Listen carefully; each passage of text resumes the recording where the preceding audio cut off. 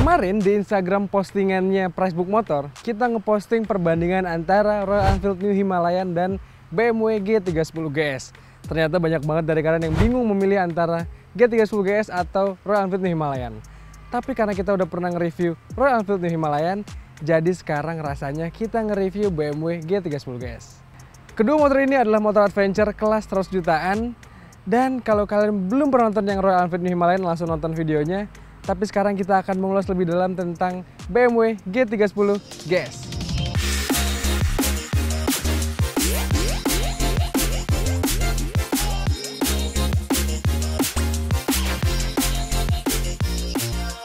Memang BMW G310 GS ini bukanlah motor baru, melainkan motor yang meluncur di tahun 2018 lalu. Walaupun udah banyak spy shot yang beredar di internet tentang BMW G310 GS versi 2021. Ya, kita tunggu aja lah ya. Nah, BMW G310 GS ini dari namanya kita bisa tahu kalau prefix G itu berarti motor BMW yang pakai silinder tunggal. Terus sufiks huruf GS itu berartikan Gelandesstraße alias motor yang bisa di tanah dan motor yang bisa di jalan raya. Itu dalam bahasa Jerman. Nah, biar lengkap, kalian juga detail ngelihatnya, kita bahas satu dari bagian depan dulu.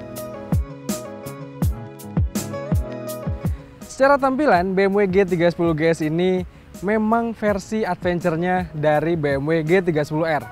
Kalau 310R itu versi road-nya, kalau ini versi touring-nya. Ya, kita tahu juga BMW pada saat perakitan BMW G310R itu bekerja sama dengan TVS India dalam perakitannya. Jadi udah pasti juga si kakaknya ini adalah versi yang buatan dari India. Tapi udah pasti dalam proses perakitannya atau proses pengerjaannya BMW masih serius mengerjakan mesin dan teknologi di motor ini. Jadi udah pasti jangan khawatir. Terus dari depan, tampilan adventure-nya itu memang kerasa banget.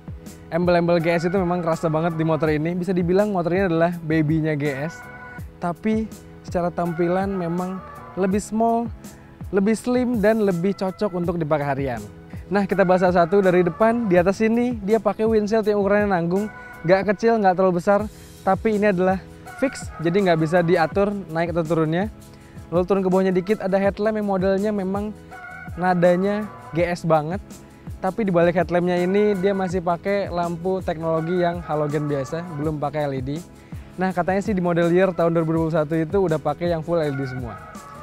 Terus dijepit juga sama 2 buah lampu sen. Turun ke bawahnya lagi ada moncong bebek yang juga khas ala-ala motor adventure. Turun ke bawahnya lagi, udah pasti kita bisa lihat di sini ada suspensi model inverted telescopic alias upside down yang diameternya lumayan lebar. Tabungnya berclear emas, jarak travelnya ini ada 180 mm. Jadi udah pasti buat dipakai melibas jalan-jalan yang berlubang sekalipun gak akan kerasa pakai motor ini. Untuk bagian kakinya, kita turun ke bawah dikit. Namanya motor adventure pasti pakai ban model belang di depan ukuran 19, sementara di belakang ukuran 17. Di depan ini peleknya pelek 19 inci yang dibalut sama ban Metzler. Modelnya model dual purpose gitu, yang ukurannya 110/80 ring 19. Di depan sini juga kita bisa lihat pengeremannya, dia pakai pengereman dari Bybre yang masih anak perusahaan dari Brembo buatan India yang pakai disk ukuran 320 mm. Nah, remnya ini tenang aja karena ini BMW udah pasti keamanan dan teknologinya terjaga. Di dalam ini dikasih fitur anti-lock braking system atau ABS. Dari depan tampilannya sangar banget, gagah banget, apalagi kalau dilihat dari bawah kayak gini. Kelihatannya intimidatif banget. Sekarang kita lihat aja bagian sampingnya. Dari samping sini, aura GS-nya kelihatan banget, tangkinya kelihatan besar, body-bodinya kelihatan besar banget. Tapi ternyata ini adalah kondom alias cover plastik yang di dalamnya ini tangkinya cuman kapasitas sebesar 11 liter. Terus juga dari samping sini kelihatan banget kalau motor ini memang wheelbase-nya lebih panjang dibanding G310R. Terus dimensinya jadi kelihatan tinggi karena ini motor peruntukannya untuk adventure. Terus juga karena suspensi belakangnya yang punya jarak travel 180 mm ngebuat motor ini jadi kelihatan jangkung banget. Dari samping sini juga kelihatan kalau mesin dari BMW G310 GS ini adalah mesin yang satu silinder. Terus juga dari namanya kita tahu mesinnya ini cuman ada di rentang 310 cc.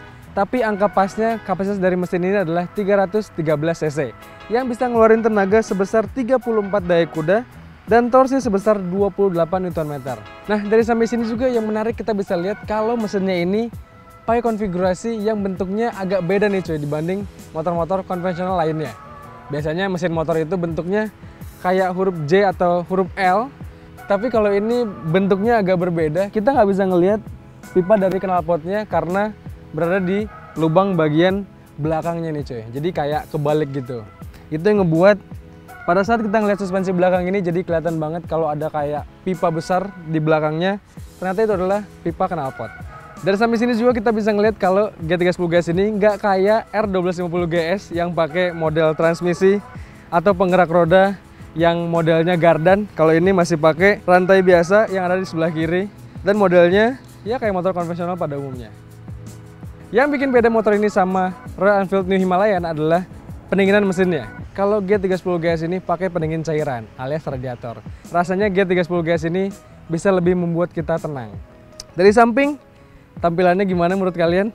Kalau menurut gue sangar banget, apalagi karena ada model rack yang ternyata besi kokoh dan padat banget ini di belakang sini.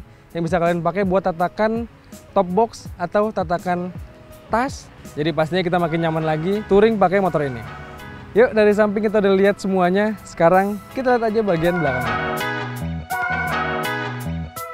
Dari belakang, tampilan dari BMW G310 GS ini memang sangar banget, intimidatif banget. Lagi-lagi harus gue bilang karena penggunaan rack ini yang modelnya memang besar dan kelihatannya kayak agak matok gitu kali cuy. Jadi kelihatannya memang sangar banget. Apalagi dari belakang sini kelihatan lebar, di tengahnya menyempit dan di depan bodinya melebar lagi, ngebuat siluet motor ini jadi kelihatan memang motor sangar. Turun ke bawah, bagian kaki belakangnya ini pakai ban yang ukurannya belang sama depan. Dia sini peleknya pelek 17 inci. Ini dibalut sama ban dual purpose dari Metsler yang ukurannya 150/70 ring 17. Suspensi belakangnya tadi gue udah bilang jarak travelnya panjang banget dan bisa diatur-atur, tinggal preferensi masing-masing. Dan yang nggak kalah ketinggalan di motor ini adalah penggunaan stop lamp yang modelnya terpisah dari bodi belakangnya. Ini memang jadi ciri khas BMW. Bentuk-bentukan kayak gini tuh mirip banget sama R90, BMW F900R, dan BMW lain. Modelnya kayak gini, stop lampnya pakai model LED dan dijepit sama 2 buah lampu sen. Depan, belakang, samping udah kita bahas semua. Sekarang gue pengen tunjukin aja impresi duduk gue di motor ini sambil kita lihat instrumen klasternya dan ada apa aja di bagian stangnya. Yuk sini. Tinggi gua 178 cm dan tinggi jok dari BMW G310 GS ini adalah 835 mm. Memang kelihatan tinggi, tapi ternyata gue bisa menampar dengan sempurna karena berat badan gue lumayan berat nih untuk nurunin suspensi dari motor ini yang empuk banget nih kerasanya. Pertama kali duduk di motor ini ketahuan kalau ini motor yang nyaman dan empuk banget. Tapi khawatir memang ketika dipakai di saat kecepatan tinggi, motor ini akan limbung dan susah dikendalikan. Nah, tapi nanti untuk tahu gimana impresi ketika ridingnya, tonton terus video ini sampai habis karena gue akan ngajakin kalian riding bareng pakai motor ini. Nih posisi duduk gue di motor ini kayak gini. Posisi footstepnya khas motor adventure yang nggak terlalu menekuk ke belakang, cenderung ke depan jadi tegak. Dan ngebuat motor ini posisinya ergonomis dan nyaman dipakai touring atau riding jarak jauh. Posisi stangnya juga nggak terlalu lebar, nggak terlalu tinggi, nggak terlalu rendah. Jadi pas untuk postur tubuh seperti gua. Dan yang menarik ada detail-detail di bagian stang-stangnya nih. Tapi kita lihat satu-satu dari bagian sebelah kiri stangnya. Di stang sebelah kiri sini nggak seperti BMW yang pada umumnya yang kelihatan canggih, banyak tombol-tombolnya. Ini kelihatan sederhana, pas beam, lampu dekat, lampu jauh, lampu sen, dan klakson. Tapi kita nyalakan dulu. Klaksonnya memang kelihatan cupu banget. Terus ada tombol untuk ABS-nya nih cuy, jadi bisa dinyala matikan. Di sebelah kanannya sederhana banget, cuman ada saklar engine cut off yang masih terpisah dengan starternya. Kita nyalakan aja langsung.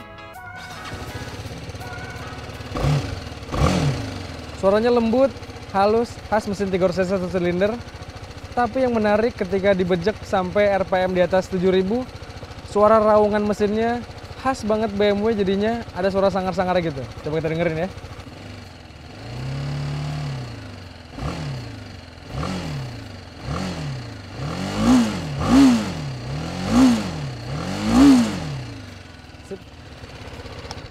Nah, udah kita bahas semuanya. Gue akan jelasin semen clusternya sambil gue riding. Yuk sekarang kalian ikut aja sama gue ngerasain sensasi mesin dari BMW G310 GS ini. Let's go!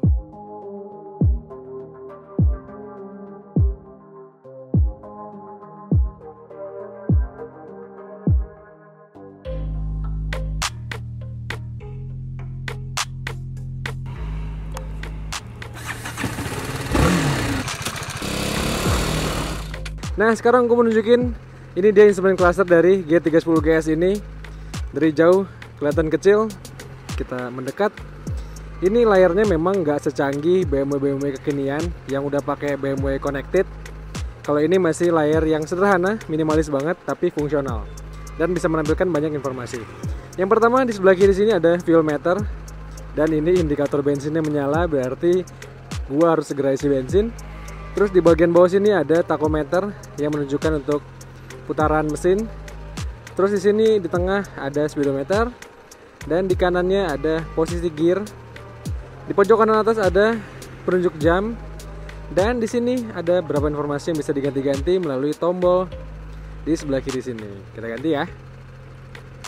Yang pertama ada odometer, ada trip 1, trip 2, temperatur mesin, range yang bisa ditempuh dengan sisa bensin, konsumsi bahan bakar rata-rata, konsumsi bahan bakar real time, kecepatan rata-rata, ada tanggal, dan terakhir ada untuk setup untuk mengganti tanggal dan mengganti jam.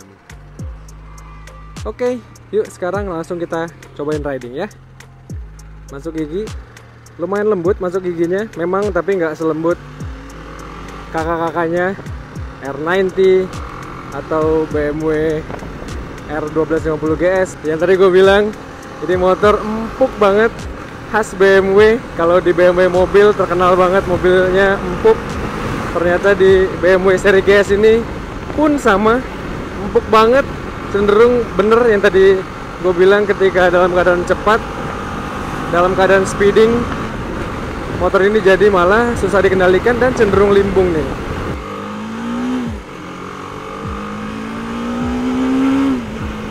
Kayak yang tadi gue bilang, suara gasnya di RPM di atas 7000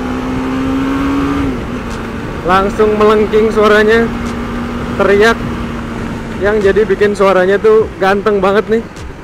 Jadi ketahuan kalau ini adalah moge, walaupun nggak moge-moge amat. Untuk urusan handling, sebenarnya motor yang dimensinya sebesar ini cenderung tinggi dan gambot. Gue kira awalnya akan kaku ketika dikendarai, tapi ternyata handlingnya ini nyaman banget, enak banget dipakainya, apalagi karena suspensinya juga lembut, jadi ngebuat kita makin pede melibas jalan-jalan yang agak kurang mulus nih. Terus dipakai juga meliak-liuk, bermanuver, motor ini nurut banget dan nyaman banget ketika riding pakai motor ini. Nah, untuk konsumsi bahan bakar, motor ini mencatatkan angka di 1:25, yang berarti 25 kilo untuk 1 liter bensin. Nah, kalau kita ngomongin mesin dari BMW G310 GS ini, mesinnya ini nurut banget buat diajak riding cuy. Jadi kalau kita gas dibejek sekalipun, tuh mesinnya nggak akan nyentak-nyentak, nggak akan ngebuat kita bisa jadi wheelie ataupun wheel spin. Tapi mesinnya ini cenderung nurut dan jinak buat dikendalikan. Jadi untuk pemula, untuk awam, rasanya naik motor 300 cc moge ini nggak terlalu akan kerepotan. Nah, gue juga sempat nyobain motor ini di track off-road, di track yang ya banyak obstacle-nya, yang banyak trek tanahnya. Motor ini ternyata mumpuni banget. Udah pasti itu karena suspensi depannya yang punya jarak travel panjang, pun untuk suspensi belakangnya yang punya jarak travel juga panjang. Jadi motor ini dipakai di jalan yang trek tanah gitu ya. Pakai motor ini juga mumpuni dan nyaman banget. Dan hal yang paling ngebuat gue nyaman ketika pakai G310 GS ini adalah udah pasti tongkrongannya atau posisi berkendara gue di motor ini nyaman banget sih, asli. Tapi dengan BMW G310 GS ini rasanya buat dipakai harian kalian akan nyaman, karena ridingnya, posisi ridingnya nyaman, tongkrongannya keren, dan juga mesinnya cukup bertenaga nih. Jadi untuk kalian-kalian yang udah punya moge, rasanya G310 GS ini cocok untuk jadi pilihan kendaraan harian kalian. Apalagi harganya cukup terjangkau. Nah, udah selesai semua, gue bahas satu-satu secara detail. Lengkap tadi sampai juga kalian ikut sama gue riding bareng pakai BMW G310 GS ini. Nah, untuk harganya BMW G310 GS ini dijual secara resmi oleh BMW Motor Indonesia dengan harga 133 juta rupiah off the road. Dan gue cek juga di pasaran, motor bekas BMW G310 GS gini tahun 2018 dijual di kisaran harga 120 jutaan. Berarti memang motor ini harganya nggak terlalu turun-turun amat dan rasanya cocok untuk jadi motor yang dikoleksi. Gimana menurut kalian? Mending beli BMW G310 GS ini atau Royal Enfield New Himalayan yang kemarin kita review? Coba sampaikan pendapat kalian di kolom komentar di bawah ini. Terus abis komen, seperti biasa jangan lupa dong buat like, share, dan subscribe channel Persuka Otomotif. Gue Samit, ciao!